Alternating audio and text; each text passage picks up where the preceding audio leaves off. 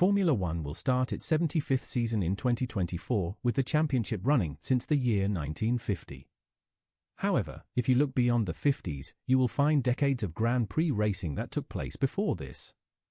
Even the name Formula One was actually created in 1946, with the first full season run under Formula One regulations being in 1947. But despite this, the 3 seasons before the 1950 season are not counted as part of Formula One history. They were all set up like F1 seasons with a small number of national Grand Prix races referred to as Grandes Épreuves. So what if these 3 seasons did count towards F1 history? Who would be world champion and how could it change our perception of F1? Well, let's start with the 1947 season. There were 4 races this season. The first was the Swiss Grand Prix held at the Bremgarten circuit, which would host the Swiss Grand Prix in the 1950s before motorsport was banned in the country. This race was won by French Alfa Romeo driver Jean-Pierre Wimille, who also achieved pole position and got the fastest lap. Next was the Belgian Grand Prix at Spa. This was on a much longer layout of the Spa circuit than the current layout and would also be the only current F1 track to host a major race in 1947. This race was once again won by Jean-Pierre Wimille, leading home an Alfa Romeo 1-2-3 finish. The next race of the season was the Italian Grand Prix held on a temporary circuit in the Portello district of Milan. The track would have a very simple layout and only be 2.1 miles long, making it the smallest circuit on the calendar. This race would once again be dominated by Alfa Romeo, with Carlo Felice Trossi leading home an Alfa Romeo 1-2-3-4. Finally, we have the French Grand Prix. This race would be held on the streets of Lyon using a dual carriageway in the Paris suburb. Alfa Romeo decided not to participate in this race, leaving the door open for a different manufacturer to achieve victory. Despite suffering from engine problems throughout the race, Monegasque driver Louis Chiron won in a French Talbot Lago, which proved to be a very popular win with the local French crowd. Although tragically, this race would see the death of 2 spectators after a Maserati crashed through a barrier. So now let's look at the results after applying the points system from 1950. Alfa Romeo drivers Jean-Pierre Wimille and Achille Varzi would both score the same amount of points. I imagine Wimille would be declared champion due to having more wins, although it's not impossible that they are both declared champions. Third, Alfa Romeo driver Trossi would finish third, while Louis Chiron would be the best of the rest. I'm also going to do a Constructors' Championship, even though this wasn't introduced until 1958. Alfa Romeo would dominate, winning every race they entered.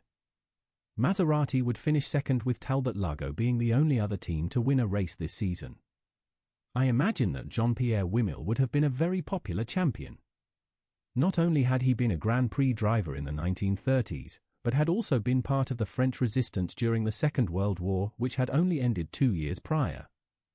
Now we move on to the 1948 season, where the Monaco Grand Prix would be the season opener on a layout not too different from the modern one. The race would be won by 1950 champion Nino Farina driving a Maserati. The Swiss Grand Prix, still at Bremgarten, would follow and be a weekend of tragedy. 1947 runner-up Achille Varzi would be killed in an accident during a practice session. 2 more competitors would lose their lives at this event. There was nearly a 4th death after Maurice Trintignant had a huge accident. Despite being declared dead at the hospital, he would make a full recovery and return to racing in 1949. The Swiss Grand Prix would eventually be won by Carlo Felice Trossi, just beating Alfa Romeo teammate Jean-Pierre Wimille by 0.2 seconds. The third round of the season would be the French Grand Prix, which had been relocated to the legendary Reims-Gurs circuit, which would host the French Grand Prix during the first 2 decades of F1. Reigning champion Jean-Pierre Wimille would get his first win of the season, leading home an Alfa Romeo 1-2-3. The season finale would be the Italian Grand Prix, which would also relocate. The race would now be held at Valentino Park in Turin, on a 2.9-mile temporary circuit. This race would be dominated by Wimille, who would lap the entire field. Looking at the championship results, Wimille would comfortably win the championship ahead of the Maserati's driver Luigi Villarici and Alberto Ascari. Likewise, in the Constructors' Championship, Alfa Romeo would beat Maserati. Ferrari would make their debut as a constructor in 1948, finishing 4th in the championship, thanks to a third-place finish at the Italian Grand Prix, courtesy of French driver Raymond Sommer. While 1948 had been a successful year for Alfa Romeo, it was overshadowed by the tragic loss of their three top drivers.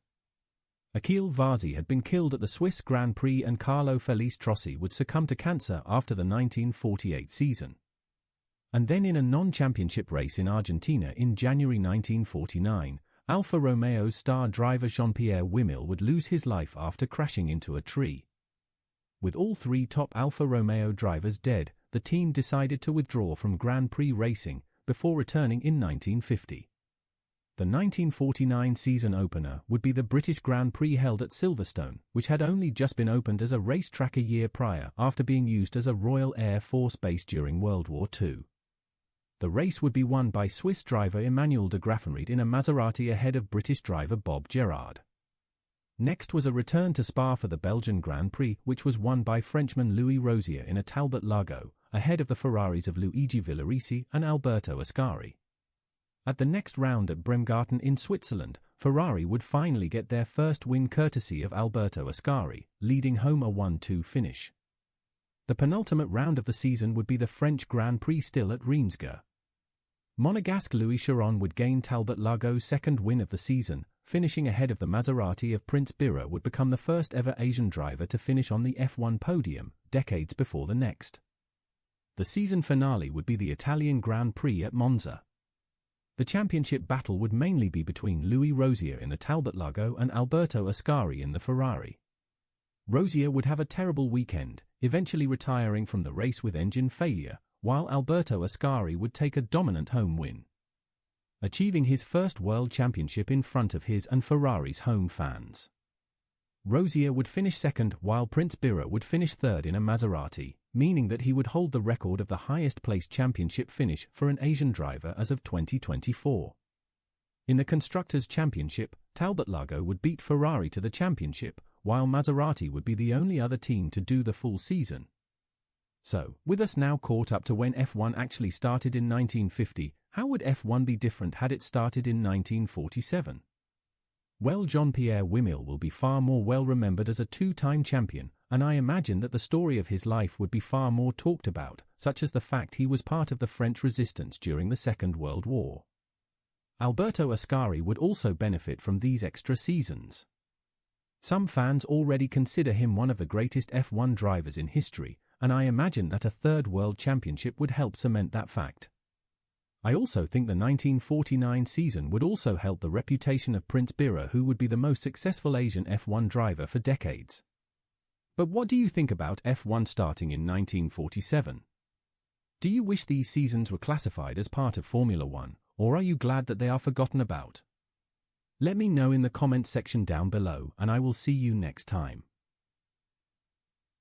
De Graffenried is now taking Stowe Corner for the last time this afternoon. He bounces a bit as he goes round with his yellow wheels spinning, and he's motoring as he goes down to the chicane. He looks back to see if there's any opposition.